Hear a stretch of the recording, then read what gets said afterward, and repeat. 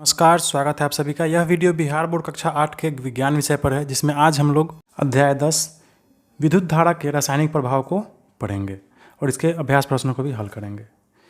इसके ऊपर के सभी अध्यायों को मैं इसी तरह वीडियो के माध्यम से पढ़ा चुका हूँ, जिसे आप मेरे चैनल के 8th क्लास के साइंस वाले प्लेलिस्ट में जाकर पढ़ सकते हैं, जिसका ये लिंक डिस्क्रिप्शन बॉक्स में भी नीचे आपको मिल जाएगा। यह है अध्याय 10 विद्युत धारा के रासायनिक प्रभाव। इसको इंग्लिश में कहते हैं chemical effect of electric current. देखिए, रासायनिक प्रभाव को इंग्लिश में कहते हैं केमिकल इफेक्ट और विद्युत धारा को इंग्लिश में कहते हैं इलेक्ट्रिक करंट। तो देखिए, आपका अध्याय शुरू हो रहा है इस पहला लाइन से कि हमने पिछली कक्षाओं में विद्युत धारा के प्रवाह, विद्युत परिपथ, चालकता एवं विद्युत धारा के विभिन्न प्रभावों के बारे में जाना है। कहने का मतलब है कि आप 7वीं कक्षा में यह सब चीज़ पढ़ चुके हैं, है ना। प्रवाह, धारा का प्रवाह, विद्युत धारा का प्रवाह, विद्युत परिपथ, चालकता और विद्युत धारा के विभिन्न प्रभाव, इन सब चीज़ों को आप 7वीं कक्षा में पढ़ चुके हैं। अगर आपने नहीं पढ़ा है, हमको लगता है तो आप नहीं पढ़े होंगे, है ना। तो इसको हम फिर से एक बार थोड़ा सा हम दोहरा देते हैं, यह क्या चीज़ है, उसके बाद तब हम आगे बढ़ेंगे। सबसे पहले तो आप यह जान लीजिए कि विद्युत से आप सभी कोई परिचित होंगे। विद्युत, जिसको बिजली कहते हैं, आप सभी के घरों में इसका उपयोग होता होगा। आप अभी मोबाइल चला रहे हैं, इस मोबाइल को चार्ज करने के लिए आप किसका उपयोग करते हैं? विद्युत का उपयोग करते हैं। आप बल्ब की रोशनी में पढ़ते हैं, रात में आप बल्ब जलाते हैं, वह बल्ब किससे जलता है? विद्युत से जलता है। आप गर्मी में पंखा का हवा लेते हैं, यह सब क्या है? विद्युत से चलता है ना। तो विद्युत जो है, बिजली आज के डेट में एक इंसान का मूलभूत आवश्यक चीज़ है। आज के डेट में बिना बिजली के आप अपने जीवन की कल्पना नहीं कर सकते हैं। तो देखिए, यह है विद्युत परिपथ, जिसको पिछली कक्षा में आपको पढ़ना था। इसको इंग्लिश में कहते हैं इलेक्ट्रिक सर्किट, ठीक है। परिपथ को इंग्लिश में कहते हैं सर्किट और विद्युत इलेक्ट्रिक। यह आप अपने घर में भी इसको आसानी से बना सकते हैं। इसको बनाने के लिए कुछ नहीं, बस आपको थोड़ा सा तार चाहिए, ठीक है। यह देखिए, यह तार है और एक स्विच चाहिए, एक बैटरी चाहिए और एक डीसी बल्ब चाहिए, ठीक है। आपका विद्युत परिपथ तैयार हो जाएगा। देखिए, हम क्या किए हैं, यहाँ पे बैटरी लगा दिए हैं, है ना। बैटरी आप सभी के घर में होगा। बैटरी का एक पॉजिटिव होता है और एक निगेटिव होता है, ठीक है। तो उस तरह हम क्या करेंगे, बैटरी को ये इसमें लगा देंगे और एक तार को इधर से निकाल देंगे और एक तार को इधर से निकाल देंगे, ठीक। अब देखिए, बैटरी जब इधर से लगा देंगे तो इधर से इस बैटरी से क्या होगा? विद्युत का प्रवाह होगा, ठीक है। और यहाँ पे हम क्या लगा देंगे? एक स्विच लगा देंगे, ठीक। स्विच ऑन करने से क्या होगा? यह तार इसमें जुट जाएगा और विद्युत धारा है ना, डायरेक्ट बहने लगेगा, बल्ब तक चला जाएगा। और इस स्विच को हम ऑफ कर देंगे तो यह तार जो है इस स्विच में नहीं सटेगा। यह क्या होगा? आगे बिजली नहीं जाएगा। आपके घर में भी स्विच होगा, है ना। तो स्विच ऑफ कर देने से क्या होता है? बिजली का जो धारा है वह रुक जाता है वहीं का वहीं। तो स्विच जब हम ऑन करेंगे तो यह धारा क्या होगा? इधर से इधर जाते जाते क्या होगा? इधर बॉल में चला जाएगा, ठीक। देखिए, यह जो जा रहा है इस तार के माध्यम से, इसी को क्या कहते हैं? विद्युत धारा का प्रवाह, ठीक है। और क्या होगा? यह बल्ब आपका जल जाएगा, ठीक। तो यही विद्युत परिपथ है, ठीक है। तो विद्युत परिपथ क्या है ना। विद्युत धारा का प्रवाह क्या है, आप समझ गए आसानी से, है ना। इस तार से जो गुजरता है, जिस आवेश का जो ये आवेश जो गुजरता है, चार्ज जो गुजरता है इस तार से, यही विद्युत धारा है। अगला टॉपिक है चालकता, जिसको इंग्लिश में कहते हैं कंडक्टिविटी। चालकता 2 प्रकार का है। पहला है सुचालक, जिसको इंग्लिश में कहते हैं गुड कंडक्टर। दूसरा है कुचालक या अल्पचालक, जिसको इंग्लिश में कहते हैं बैड कंडक्टर। सबसे पहले देखिए, सुचालक किसको कहते हैं। तो ऐसा पदार्थ जिसे विद्युत धारा आसानी से प्रभावित हो जाए, उसे क्या कहते हैं? सुचालक कहते हैं। देखिए, आपके घर में जो तार होगा वह किस चीज़ का होता है? तांबा का या एल्युमिनियम का होता है। उस तार से क्या होता है? आप बिजली को एक जगह से दूसरी जगह आसानी से भेज देते हैं, है ना। आप पोल पर से तार लाते हैं और उस तार से क्या करते हैं? आप घर के अंदर बॉल, पंखा सब जला लेते हैं। तो वह तार किसी का होता है? तांबा का या एल्युमिनियम का होता है, ठीक है। तो सुचालक कौन कौन हुआ? तांबा, चांदी, एल्युमिनियम, पानी इत्यादि, ये सब क्या है? सुचालक है। इससे विद्युत आसानी से आप एक जगह से दूसरी जगह भेज सकते हैं। लेकिन कुचालक जो है, जिसको इंग्लिश में कहते हैं बैड कंडक्टर, ऐसा पदार्थ जिससे विद्युत धारा प्रवाहित नहीं हो सकता, उसे क्या कहते हैं? अल्पचालक कहते हैं या कुचालक कहते हैं। जैसे लकड़ी, मिट्टी, प्लास्टिक, आसुत जल, है ना। देखिए, इन चीज़ों से विद्युत धारा प्रवाहित नहीं हो सकता है, ठीक है। इसलिए इसको हम क्या कहते हैं? कुचालक या अल्पचालक कहते हैं, ठीक है। देखिए, आसुत जल जो है, जब हम पानी से क्या करते हैं, उसका लवण निकाल देते हैं, है ना, इवेपोरेशन मेथड से, मतलब वाष्पीकरण विधि से, तो वह आसुत जल बच जाता है ना। तो आसुत जल से यह शुद्ध जल होता है, इससे आप बिजली, ये विद्युत धारा प्रवाहित नहीं करा सकते हैं, ठीक है। तो चालकता क्या है आप समझ गए। अब हम आगे चलते हैं। आप इसमें विद्युत धारा के प्रवाह को समझ चुके हैं, विद्युत परिपथ को समझ चुके हैं, चालकता समझ चुके हैं। अब हमारा लास्ट है विद्युत धारा के विभिन्न प्रभाव। पिछले कक्षा में आपको विद्युत धारा के दो प्रभाव के बारे में पढ़ना था। पहला था विद्युत धारा का ऊष्मीय प्रभाव और दूसरा था विद्युत धारा का चुंबकीय प्रभाव। ऊष्मीय प्रभाव को इंग्लिश में कहते हैं हीटिंग इफेक्ट। ठीक, तो हम क्या करते हैं, विद्युत धारा से कुछ बिजली की वस्तुओं को गर्म करते हैं और उसको अपने हिसाब से उसको प्रयोग में लाते हैं। जैसे देखिए बल्ब है ना, जब बल्ब से जब बिजली गुजरता है तो क्या होता है, विद्युत धारा गुजरता है तो बल्ब क्या होता है, जलने लगता है, गर्म हो जाता है और गर्म होकर वह रोशनी देने लगता है। वैसे ही गीजर, पानी गर्म करने वाला जो गीजर होता है वह क्या होता है, उससे पानी गर्म होता है तो वह भी क्या है, बिजली से ही होता है, विद्युत धारा से ही होता है। हीटर जो गर्म होता है वह विद्युत धारा से ही होता है ना। आयरन जो हम लोग यूज करते हैं कपड़ा प्रेस करने के लिए, वह विद्युत धारा का क्या है, ऊष्मीय प्रभाव का कारण है। ठीक है। इसी में अगला है विद्युत धारा का चुंबकीय प्रभाव। मतलब विद्युत धारा से हम चुंबक भी बनाते हैं। ठीक, अब वह चुंबक कैसे बनाते हैं पिछली कक्षा में आप पढ़ चुके हैं, एक बार फिर से देख लें। आप भी अपने घर में एकदम आसानी से इसको बना सकते हैं। आपके घर में बैटरी होगा है ना, छोटा घड़ी वाला बैटरी या फिर रेडियो में जो बैटरी लगता है वो बैटरी होगा। और एक आप क्या करें, एक लोहा का कील ले ले या एल्युमिनियम का एक छोटा सा कील ले ले। ठीक, अच्छा, कील को क्या करें, एक लंबा सा तार ले और उस तार को यहाँ से ले आएँ और इस कील में गोल गोल गोल गोल गोल गोल गोल गोल क्या करें, इसको लपेटते चले जाए। इतना लपेटे, मतलब कम से कम 100 बार लपेटे इसको, यहाँ तक लपेटे। ठीक, अच्छा, लपेटने के बाद जो तार बचेगा यहाँ पे, इस तार को फिर यहाँ आप लेते आएँ और यहाँ बैटरी के एक छोर में लगा दे और इस तार को बैटरी के दूसरे छोर में लगा दे। देखिए यहाँ पे ये स्विच है ना, स्विच है, इसको कोई दूसरा चीज़ ना समझिए, स्विच है। तो इस तार को बैटरी के एक छोर में लगा दे और यहाँ से जो तार निकलेगा इसको बैटरी को दूसरे छोर में लगा दे और दोनों तार को बैटरी में सटा दे। ठीक है, तो अब देखिए यह क्या बन जाएगा, यह चुंबक बन जाएगा। ठीक, अब आप लोहा का छोटा छोटा पिन या फिर लोहा का बुरादा अगर आप यहाँ पर इसके अगल बगल में रखेंगे तो वह फट से क्या होगा, इसमें सट जाएगा। ठीक है, हाँ, यहाँ पे बैटरी में आपको क्या करना है, इसको सटा के रखना है, ऑन रखना है, तब यह सटेगा। जैसे ही ये तार बैटरी से छूटेगा फिर इसका चुंबकत्व खत्म हो जाएगा है ना। यह लोहा इसको पिन जो आप इसका आसपास रखेंगे वह पिन को फिर यह छोड़ देगा। ठीक है, तो यही है विद्युत धारा का चुंबकीय प्रभाव है ना। हम विद्युत धारा से क्या करते हैं, चुंबक भी बनाते हैं इसी तरह। तो यही दो प्रभाव आप पिछले कक्षा में पढ़े थे। आज इसमें कक्षा में हम लोग विद्युत धारा के रासायनिक प्रभाव को पढ़ेंगे। ठीक है, अब हम चलते हैं आगे आपके पाठ की तरफ। तो बच्चों, इस पाठ में जितने भी महत्वपूर्ण तथ्य होंगे उन सभी को मैं आपको समझाऊंगा, अच्छे से लिखवा भी दूंगा। आपको क्या करना है, इस किताब को, इस अध्याय को आपको पढ़ना है खुद से। देखिए इसमें पहला जो क्रियाकलाप है, क्रियाकलाप 1, इसमें क्या समझाने का प्रयास कर रहा है उसको आप समझिए। इसमें इस चित्र को देखिए, विद्युत परिपथ क्या है आप समझ चुके हैं और सुचालक और अल्पचालक क्या है उसको भी आप पढ़ चुके हैं 7वीं कक्षा में। अभी भी हम आपको वीडियो में पहले बता चुके हैं। तो हमको क्या करना है, इसी तरह का परिपथ का निर्माण करना है अपने घर में। एक छोटा सा कटोरी लेना है, प्लास्टिक का कचौड़ी। ठीक, और इस कटोरी में बहुत सारा तरल पदार्थ को हमको जांचना है। जैसे यहाँ देखिए, सरसों का तेल, नारियल तेल, डालडा, रिफाइन, घी, नींबू का रस, सिरका, पेयजल, दूध आदि इत्यादि, यह सब आपके घर में होगा है ना। तो इन सभी को एक एक करके हमको क्या करना है, इस कटोरी में रख के जांचना है।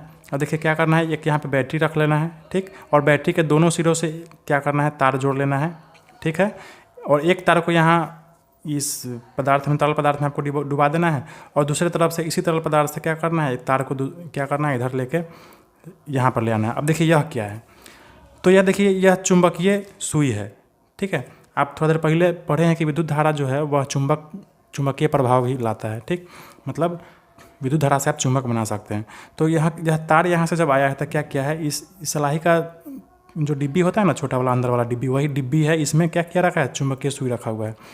अब क्या किया है, इस तार को लेके इस डिब्बी को गोल गोल गोल गोल गोल गोल गोल गोल क्या किया, लपेट दिया है और फिर उसी तार को यहाँ इस बैटरी के एक दूसरे छोर पर सटा दिया है। ठीक, अब देखिए ऐसे ऐसे गोल गोल लपेटने से क्या होगा, इसका जो चुंबक होगा, अगर इसमें लाइन आएगा, अगर इसमें ये विद्युत प्रवाहित होगा तो यह चुंबकीय सुई जो है वह क्या होगा, विक्षेपित होगा, माने थोड़ा ऊपर उठेगा। ठीक, तो हमको यह चुंबकीय सुई हम इसलिए लिए हैं ताकि हमको पता चल सके कि इस परिपथ में विद्युत है या नहीं। ठीक है, अब हम एक एक करके हम सरसों तेल, नारियल तेल, डालडा, रिफाइन, घी, नींबू रस इत्यादि इसमें लेते जाएंगे और यहाँ बैटरी लगा के हम टेस्ट करते जाएंगे कि किस किस तरल पदार्थ से कितना विद्युत धारा प्रवाहित हो रहा है। ठीक, ज़्यादा चुंबक बढ़ेगा तो बहुत ज़्यादा प्रवाहित हो रहा है, नहीं चुंबक नहीं बढ़ेगा इसका मतलब प्रवाहित नहीं हो रहा है। ठीक है, हम एक तार को इधर रखेंगे और दूसरे तार को इधर से इसी पानी में से, इसी तरल पदार्थ में से निकाल लेंगे। ठीक है, तो क्रियाकलाप 1 जो है वह यही समझाने के लिए कह रहा है ना, कि कौन कौन सा तरल पदार्थ कितना विद्युत प्रवाहित कर रहा है। यह आपके घर में हो सकता है, आप क्या करें, खुद से इसको प्रयास करें चेक करने का। और चेक करने के बाद आपको क्या करना है, यहाँ इस तालिका को क्या करना है, आपको भरना है। मतलब नल का पानी चुंबकीय सुई का विक्षेपण हुआ या नहीं, ठीक। अगर हुआ तो सुचालक है, ठीक है, क्योंकि विद्युत धारा प्रवाहित हो रहा है। अगर नहीं हुआ तो कुचालक है, अल्पचालक है, ठीक। वैसे ही नींबू का रस में अगर सुई का विक्षेपण हुआ तो हाँ चालक है, अगर नहीं है, अगर है तो यह सुचालक, अगर नहीं है तो कुचालक या अल्पचालक, ठीक है। तो उसी तरह क्या करना है, इस टेबल को भर लेना है। अब हम आगे चलते हैं। मतलब कुछ ऐसा अल्पचालक है जो किसी किसी परिस्थिति में सुचालक का काम करने लगता है। जैसे देखिए वायु है ना, हवा, वायु त्वरित के समय सुचालक के रूप में कार्य करने लगता है। मतलब जब त्वरित होता है, मतलब ठनका ठनकता है, बारिश होता है जोर से ठनका ठनकता है, ये क्या कहते हैं बादल में, है ना। तो उस समय देखिएगा वह बिजली बादल से होकर कहाँ ज़मीन पे आ जाता है। तो वह ज़मीन पे कैसे आता है, बिना तार का कैसे आ जाएगा बिजली, है ना। तो वह वायु के द्वारा बिजली आ जाता है। अब वायु के द्वारा बिजली कैसे आ जाता है, तो होता क्या है कि जब ठनका ठनकता है, जब त्वरित होता है, उस समय बारिश होते रहता है ना। और जब बारिश होता है तो वायु में नमी रहता है, मतलब पानी का कण मिला हुआ रहता है। और उसी पानी के कण के द्वारा क्या होता है, यह त्वरित जो है विद्युत आकाश से क्या होता है, हमारी ज़मीन पे आ जाता है, ठीक है। समझ गए आप। तो अब हम चलते हैं हमारे अगले क्रियाकलाप पे। क्या है क्रियाकलाप 2। 2 नंबर क्रियाकलाप में हमको जल की चालकता का जाँच करना है। मतलब पानी सुचालक है या अल्पचालक है, इसी का हमको जांच करना है। तो देखिए पानी सुचालक भी है और अल्पचालक भी है। अब देखिए किस परिस्थिति में वह सुचालक है और किस परिस्थिति में अल्पचालक है। इस क्रियाकलाप में हमको यहाँ से अच्छे से समझना है, यहाँ से लेकर यहाँ तक। देखिए क्या कह रहा है, जो जल हम हैंडपंप, कुआं, तालाब, नदी इत्यादि से प्राप्त करते हैं वह शुद्ध जल नहीं होता है। कहने का मतलब है आप जो जल ये कल से, तालाब से, कुआं से इत्यादि से जो प्राप्त करते हैं वह क्या होता है, शुद्ध जल नहीं होता है। इसमें अनेक लवण घुले हो सकते हैं। आप जो पानी पीते हैं वह शुद्ध नहीं होता है, उसमें बहुत सारा लवण घुला हुआ रहता है ना। अगर वह लवण नहीं घुलेगा तो आपको वो पानी पीने से कोई फ़ायदा ही नहीं होगा आपको, ठीक है। तो पानी हम लोग जो पीते हैं, जो शुद्ध जल, ये जो पानी कल से आता है, नदी तालाब से इत्यादि से आता है, वह क्या होता है, उसमें लवण घुला हुआ होता है। लवण का मतलब होता है नमक, ठीक। अच्छा, खनिज लवणों की थोड़ी मात्रा इसमें प्राकृतिक रूप से रहती है, इसलिए यह विद्युत का सुचालक होता है। तो इसी लवण के पानी में होने के कारण क्या होता है, वह विद्युत का सुचालक होता है, ठीक। यह लवण पानी में रहता है जल में, इसीलिए यह क्या है, विद्युत का सुचालक है। अगर पानी में से इस लवण को हम निकाल दें और पानी को एकदम शुद्ध कर दें, ठीक है, तो वह क्या कहलाएगा, अशुद्ध जल कहलाएगा, ठीक। पानी में से अगर हम इस लवण को निकाल दें तो वह क्या कहलाएगा, अशुद्ध जल, शुद्ध जल। जो देखिए डिस्टिल वाटर जिसको कहते हैं, डिस्टिल वाटर आप देखिएगा जो बैटरी में रखाता है, या फिर देखिए डॉक्टर सब जो पानी जो चढ़ाता है शरीर में, वो सब पानी क्या होता है, वो सब डिस्टिल वाटर सब रहता है। तो इसके विपरीत अशुद्ध जल में किसी प्रकार का लवण नहीं होने के कारण यह विद्युत का क्या होता है, अल्पचालक होता है। आगे बात समझ में। जो हम पानी पीते हैं, हैंडपंप, कुआं, तालाब आदि से निकालते हैं, वह शुद्ध नहीं होता है, उसमें लवण मिला हुआ रहता है, इसलिए वह क्या है, विद्युत का सुचालक है। इसके विपरीत इसी पानी में से जब हम लवण निकाल देते हैं, उसको वाष्पीकरण विधि से अशुद्ध जल हमारा बच जाता है, शुद्ध जल, तो उसमें किसी प्रकार का लवण नहीं होता है ना। और इसी कारण वह क्या है, विद्युत का अल्पचालक होता है, मतलब कुचालक होता है। आगे बात समझ में। तो यह जो आपका क्रियाकलाप 2 है, इसमें आपको इसी बात को समझना था, ठीक है। अब हम चलते हैं आगे क्रियाकलाप 3 की तरफ। तो देखिए हम चित्र के माध्यम से इसको अच्छे से समझते हैं। आप इसको अपने घर में भी आसानी से कर सकते हैं। इसी तरह का क्या करना है, आपको परिपथ बनाना है। आपको हम समझाते हैं। देखिए आपको क्या करना है, गमला लेना है, प्लास्टिक का छोटा सा बाल्टी या फिर टब लेना है ना। उसमें क्या करना है, आपको पानी भर देना है, ठीक, पानी। और देखिए एक बैटरी लेना है, यहाँ पे क्या लगेगा, बैटरी लगेगा, एक नहीं 2-3 बैटरी आपको लगेगा, ठीक है। इस बैटरी से देखिए इधर पॉजिटिव जो होगा उधर से क्या करना है, तार इधर ले आना है, ठीक। और निगेटिव वाला जो होगा, है ना, उसको इधर से ले आके इधर लगा देना है।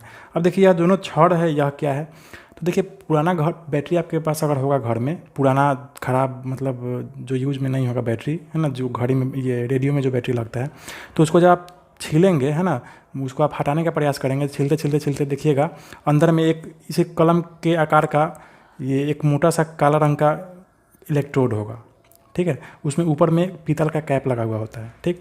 तो पीतल का कैप सहित उस इलेक्ट्रोड को क्या करना है, आपको 2 बैटरी में से निकाल लेना है, ठीक। और एक को पॉजिटिव में इधर लगा देना है और दूसरे को निगेटिव में यहाँ लगा देना है, ठीक। देखिए, जिसमें पॉजिटिव वाला तार लगाइएगा उसको एनोड कहा जाता है ना, यह धन टर्मिनल होता है। और जिसमें आप निगेटिव वाला तार लगाइएगा उसको कैथोड कहते हैं, ऋण टर्मिनल। ठीक, ये एकदम आसान है, इसको भारी ना समझते जाइए, एकदम आपको आसानी समझ में आ जाएगा। अब देखिए, एक तरफ क्या है एनोड धन टर्मिनल, एक तरफ ये कैथोड है ऋण टर्मिनल, मतलब निगेटिव वाला। ठीक है, यह छड़ क्या है आप समझ में आ गया आपको। अब क्या करना है, यहाँ पे बैटरी लगा के आपको 2-3 को बैटरी लगा के आपको यहाँ पे स्विच ऑन कर देना है, मतलब दोनों को सटा देना है। इसमें क्या है आपका पानी। तो जब सटा दीजिएगा इसको स्विच को, तो देखिएगा थोड़ा देर के बाद 5-10 मिनट के बाद धीरे धीरे क्या होगा, इस छड़ के और इस छड़ के आसपास बुलबुला निकलने लगेगा। ठीक, गैस का बुलबुला। तो एनोड के पास जो बुलबुला निकलेगा वह क्या होगा, वह ऑक्सीजन होगा। ठीक, और इस कैथोड के पास जो बुलबुला निकलेगा वह क्या होगा, हाइड्रोजन होगा। ठीक है, तो देखिए यह विद्युत धारा का क्या है, यह रासायनिक प्रभाव है ना। इसी तरह हम क्या करते हैं, ऑक्सीजन और हाइड्रोजन को अलग करते हैं पानी से। आशा है आप समझ गए होंगे अच्छे से। नहीं समझे तो आप फिर से रिपीट करें वीडियो को, आपको समझ में आ जाएगा। अब देखिए, इसका सर्वप्रथम पता लगाया था कौन, देखिए यह वैज्ञानिक विलियम निकलसन। इसको आप अच्छे से पढ़े और हो सकता है लिख भी ले। सर्वप्रथम 1800 ईस्वी में ब्रिटिश रसायनज्ञ है ना विलियम निकलसन ने यह दर्शाया कि यदि इलेक्ट्रोड जल में डूबे हों और उनके द्वारा विलयन में विद्युत धारा प्रवाहित किया जाए तो हाइड्रोजन तथा ऑक्सीजन गैस के बुलबुले उत्पन्न होते हैं। ठीक है, ऑक्सीजन कहाँ से निकलता है, धन टर्मिनल से जुड़े इलेक्ट्रोड पर, और हाइड्रोजन कहाँ से निकलता है, ऋण टर्मिनल से जुड़े इलेक्ट्रोड पर। आप समझ चुके हैं पीछे। इसी में एक और महत्वपूर्ण पॉइंट है जो आपको समझने वाला है कि 1807 में सर हम्फ्री डेवी ने एक प्रयोग करते समय पोटास, जो सोडा को कहते हैं पोटास, है ना, खेतों में यूज किया जाता है फसल उपजाने में, से विद्युत धारा गुजरने से पोटास गर्म होकर क्या हुआ, पिघल गया। कुछ ढेले ऋण टर्मिनल की ओर बन रहे थे और डेवी ने इस तत्व का नाम क्या रख दिया, पोटेशियम रख दिया। इसी प्रकार उन्होंने सोडियम, कैल्शियम, स्ट्रोंशियम है ना, मैग्नीशियम और बेरियम धातुओं का पता लगाया।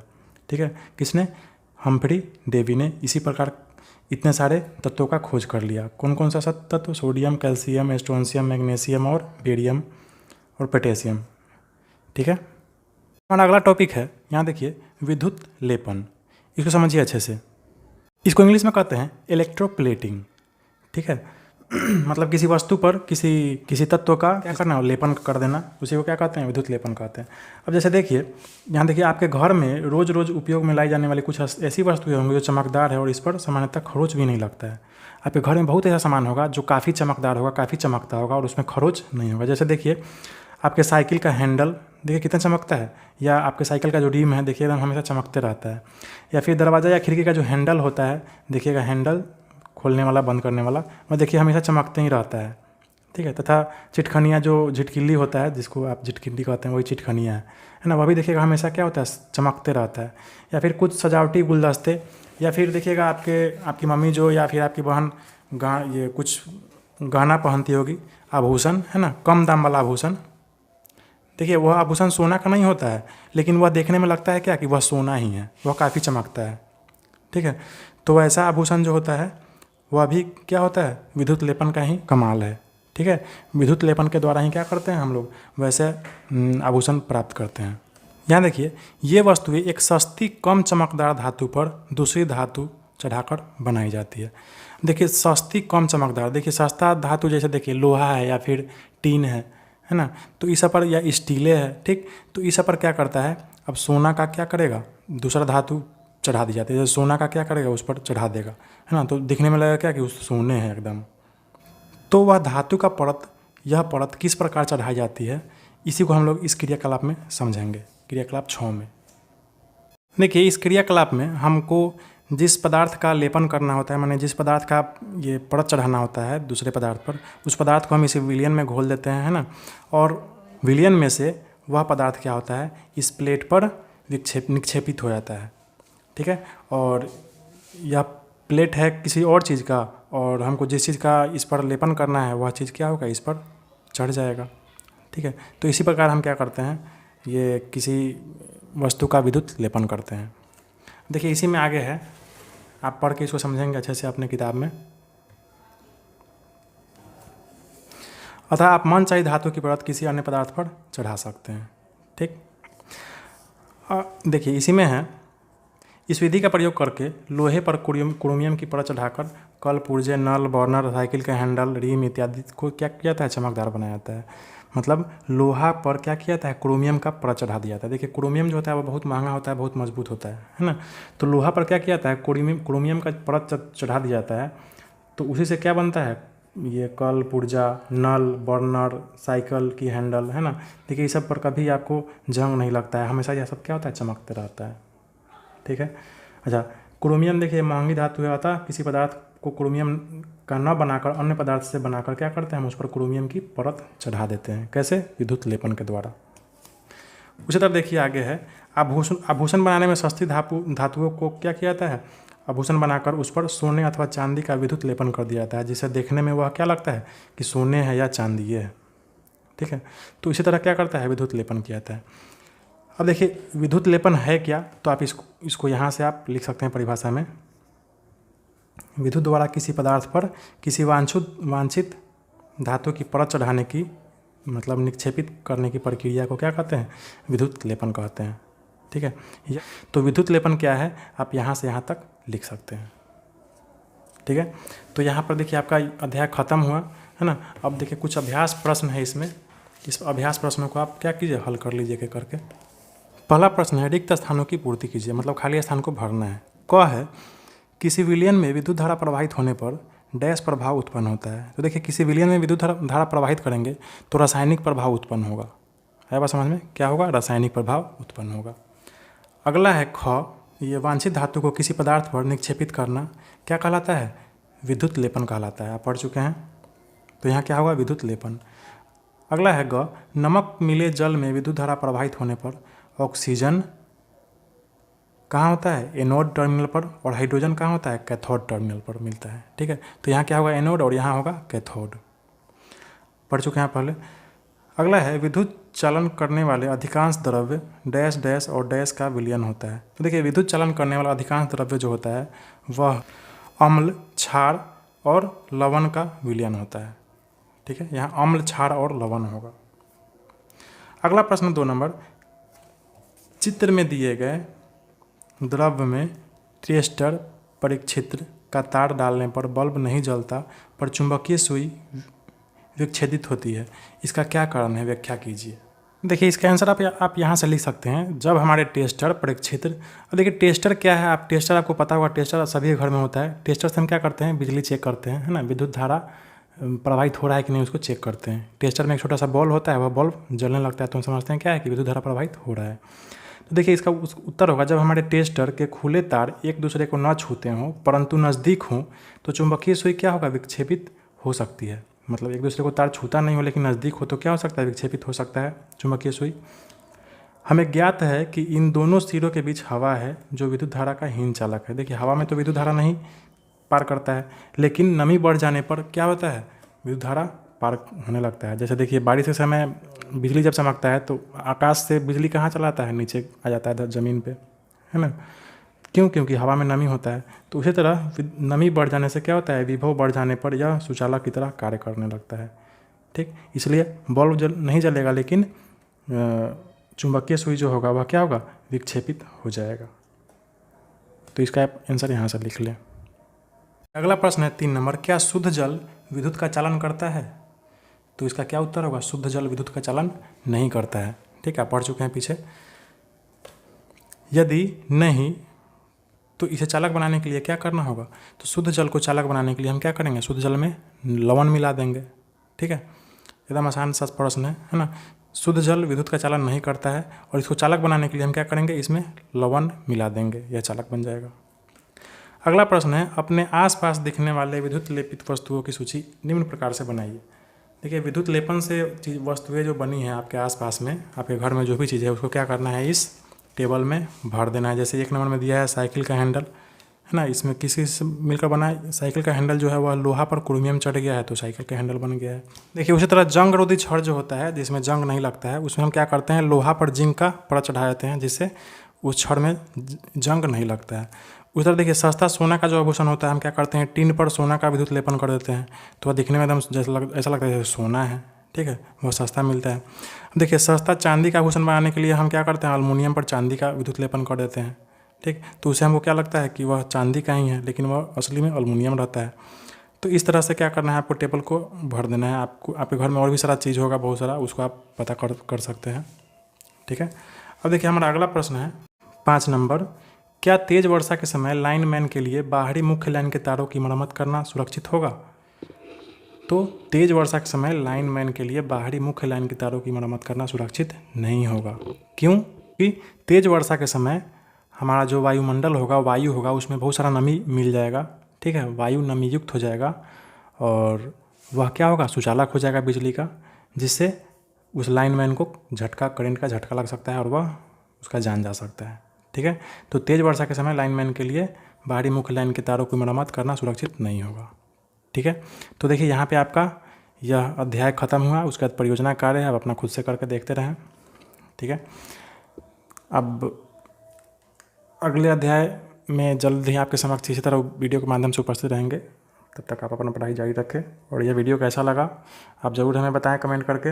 अच्छा लगा तो लाइक करें, कुछ कहना चाहते हो तो कमेंट करें और मेरे चैनल को सब्सक्राइब करें और अपने दोस्तों को ज़रूर से ज़रूर शेयर करें। Thank you.